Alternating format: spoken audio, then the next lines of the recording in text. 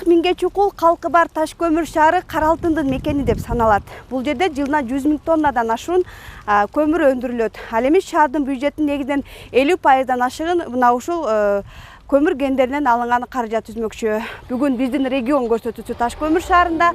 Саламатсыздарбы?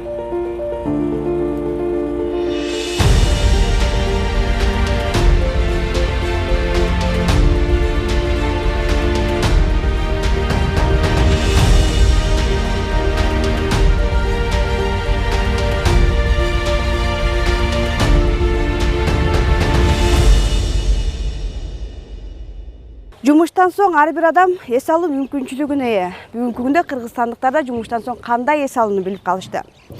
Мына ушу эс алууга мүмкүндүк түзгөндөр жеке ишкерлер. Мамлекеттин жеке ишкерлерге болгон колдоосу астында бүгүнкү күндө заманбап жашоо үлгүсүн жаратуу башталды. Биз турган жер Достук каналы. Мына ушу Достук каналынын жээгинде Шамалсай шаарчасынын тургуну ушул жердеги тургундар үчүн алардын ыңгайлуулугу, анан да жумуштан соң эс алуусу үчүн жаңы чайхана ачылды. Албетте чайхана бүгүнкү күндө толугу менен ишке кирген жок. Бул 2018-жылдагы региондорду өнүктүрүү жылындагы алгачкы самалык болуп саналат. Айыл өкмөттөрдүн көмөктөрү ушу уруксат беришти.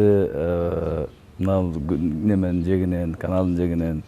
Биз каналды негизинен өзү курганга деле болбойт мында кылдыр. Бирок биз муну каналдын жээктерин бетондоп, кайра бекемдеп ушундай бир максат менен курдук, милдеттеме алдык. Мындай бекемдеп алалы дагы немеге эле жакшы депчи. Эч кандай зыян тийбейт.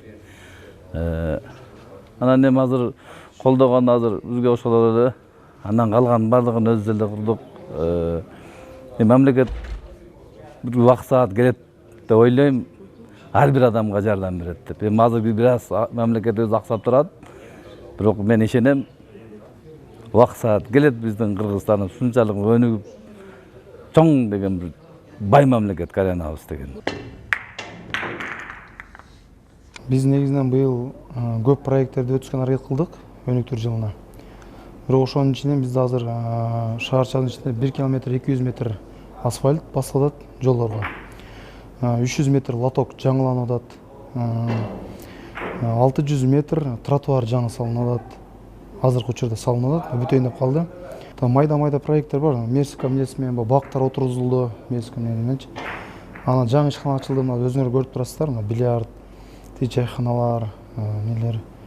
Азырынча ушул, анан да 1-2 миллиард өткүзгөнбүз, эми алар жылдын акырынча көрөбүз да. Проекттерди.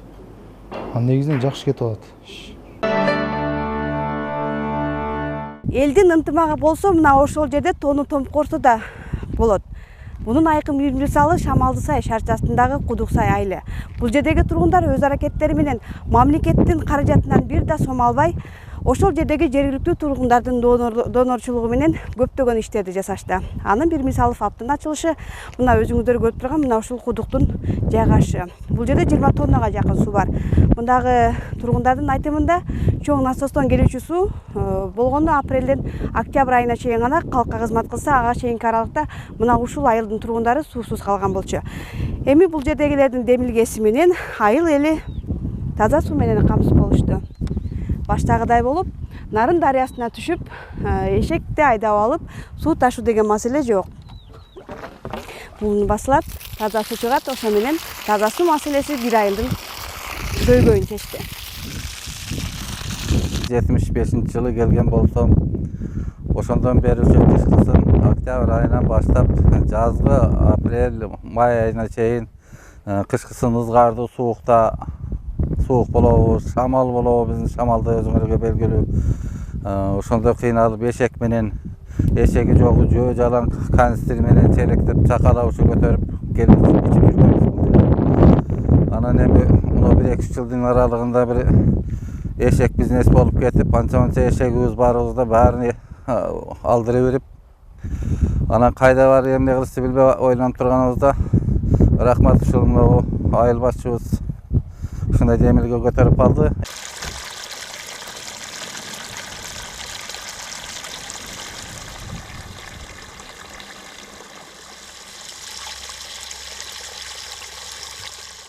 Bizde mына чоң насоспен суу чыгат. Бул суу Нокен осуна карайт. Нокен осуна карайт дагы апрелде чыгат, октябрдын орто ченде токтойт. Ошо менен эч кандай суу чыкпайт. Бизде самоток суу деген эч кандай жок. 100% насос менен ичебиз. Ошого байланыштан кийин элдер ушул кыйналгандыгынан өзүбүз немеси менен суу чыгарып алдык.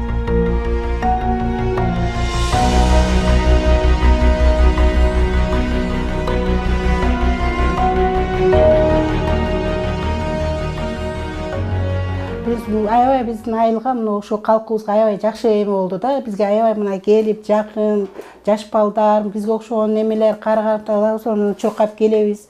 Оюбуздагы да эме болот. Ал жакка барчу элек биз. Өтө кээ бир күндөр бара албай да калчу элек да. Шартыбыз эме алыс, барып кээде күтүп калабыз. Биздин өзүбүздүн эмне каалаган убагыбызда бул жерге келебиз. Мына аябай жакшы бизге. Биз үчүн, калкыбыз үчүн аябай сонун болду бул. Ошол иште бизге бала чакабыз жардам берди, айылыбыз жардам берди. Ошол бюджет жактан бизге эч эме болгон жок да, кыскасы. Ушул Москвада балдарыбыз жардам берди. Ошентип отуруп, мына ушу папыбыз, мечитибиз мына курулуп, ушул иштер болуп атат, жакшылык иштер болуп атат азырынча.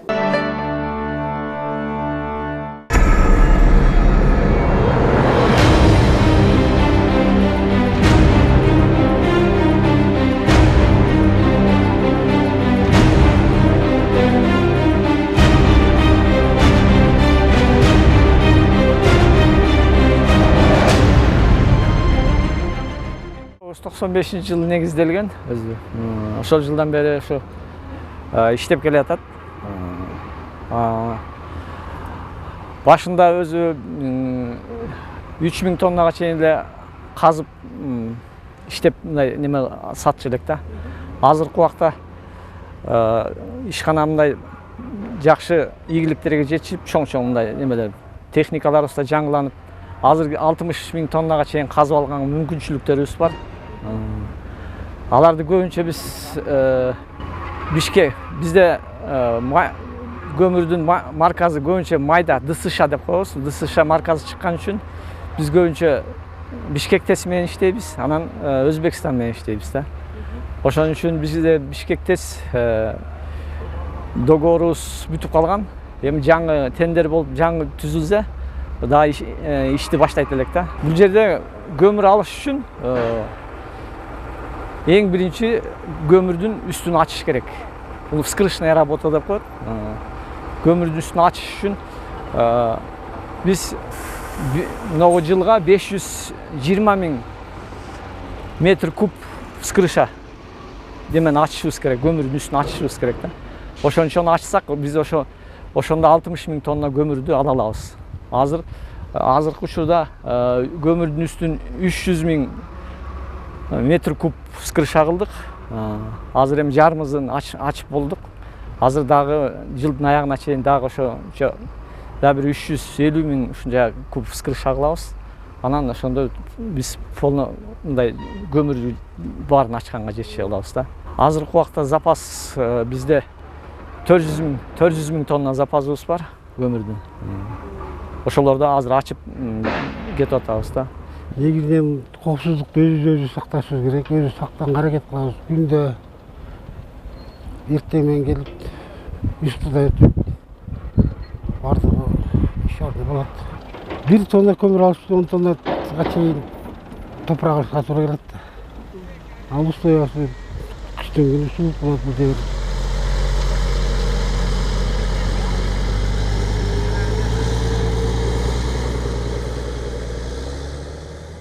Таш көмүр шаарында өндүрүлгөн көмүрлөрдүн дээрлик 80% майда көмүр түзөт. Ал эми майда көмүргө болсо рынокто талап аз. Өткөн жылы Бишкек шаарындагы жылуулук борбору гана 50 тонна көмүр алууга жетишкен. Быйыл болсо ал келишим түзүлүп, эми кайда сатарын билбей турушат. Мындагы өндүрүүчүлөрдүн айтымдарында региондорду өнүктүрүү жылында аймактык өндүрүүчүлөргө да көңүл бөлүнсө, мына ушул жерлерде жаңы жумушчу орундары түзүлмөк. Андан калса жергиликтүү бюджетке да пайда болмок.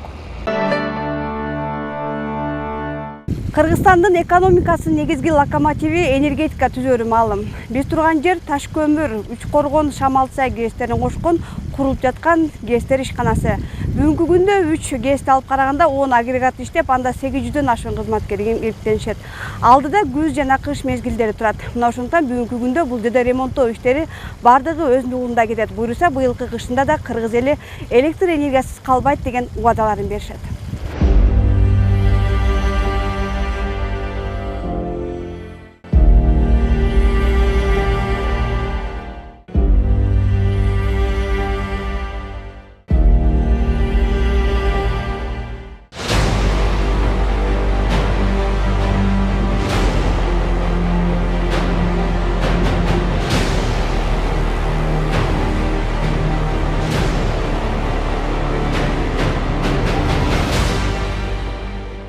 региондарды өңтүлүү жылы боюнча биз дагы ушул аракеттерди бүгүнкү күндө кышка даярдык толугу менен жүзүп жатат. Аткарылып ошол коюлган графиктер менен бизге курулуп жаткан КС ишканасына таш көмүр КС, Шамал сай КС, учурган КС карайт. Бүгүнкү күндө ошол кышка даярдык боюнча коюлган графиктер боюнча жумуштарды кылып жатабыз, ремонттоо иштерин жасап жатабыз. Ошону менен тегиз Шамал сай КСинде быйыл капиталдык курулуш бар. Анын дагы параллельно жумуштар болуп жатат. Негизи бүгүнкү күндө ремонттор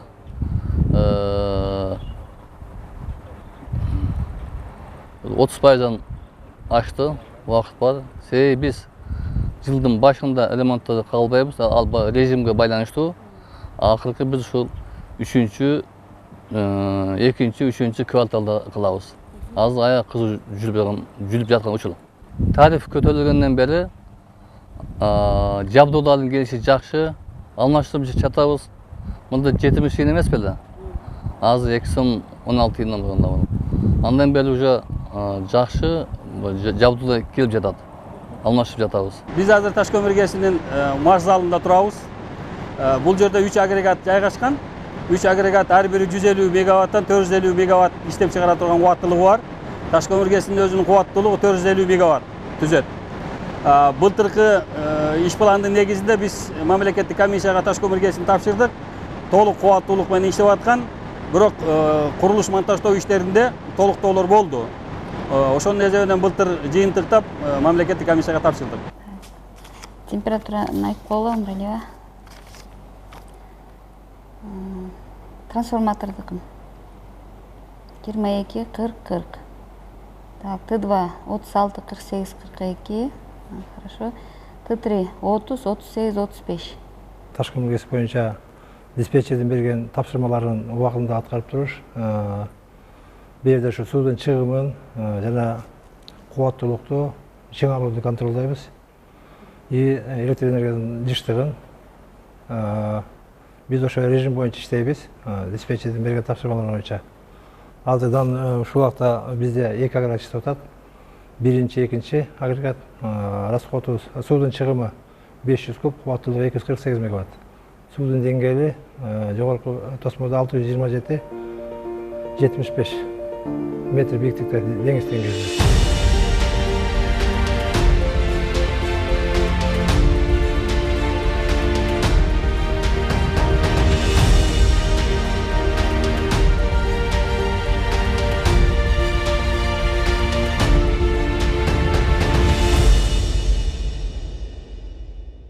Президентибиздин 2018 жыл аймактарды өнүктүрүү жылына мына Таш көмүр шаарында атайын иш пландар иштелип чыгып, азыр аткарууга алынууда. Азыркы мезгилинде атап айтсак, азыркы мезгилинде мына шаарыбыздын 70 жылдан ашуун убак болуп, шаар болуп түзүлгөнүнө карабастан генералдык планы ушул убакка чейин түзүлбөгөн экен. Ошонун максатында мына азыркы учурда биздин мэриянын кызматкерлеринин, ошондой эле ГРЭСтин кызматкерлеринин биргелешип иштеп, азыркы учурда генплан Бишкектеги кызматкерлердин жардамы менен генплан түзүлүп, уже жакын арада бүтөйүн деп калды. Кудай кааласа бул бүтүп калса уже шаарыбыз үчүн аябай жакшы эле болот деп ойлойм. Экинчиден, мына азыркы убакта ошо өнүгүү жылында шаарыбыз мына нарын суусунун жээгинде турганы менен бизде суу маселеси илгертен башталып өтө оор болуп келатат. Мына жакын арада жаңы насос алынып, мына суу чарбалчылык эсеп менен иштеген ишкананын жумушчуларынын, жетекчилеринин иш аракети менен Осмонбеков көчөсүнө жаңы суу насосу коюлуп, таза суу менен эли камсыз болду. Таш көмүр шаары өндүрүшкө негизделген шаар катары белгилүү. Ошондуктан бул жерде айыл жана мал чарбасы жөнүндө айтуу мүмкүн эмес. Бир гана Шамалды сай шаарчасында дыйканчылык менен алектенген тургундар бар. Бул жердеги элдин негизги тиричилиги таш көмүр КСинде жана көмүр казып алуу иштеринде жумшалат. Таш көмүр шаарындагы региондорду өнүктүрүү жылын алкагында болуп жаткан иш чаралар менен бүгүн сиздер тааныша алдыңыздар. Кийинки сиз жашаган аймакта кандай иштер жүрүүдө? Кийинки биздин регион көрсөтүүдө көрүшкөнчө саламатта калыңыздар.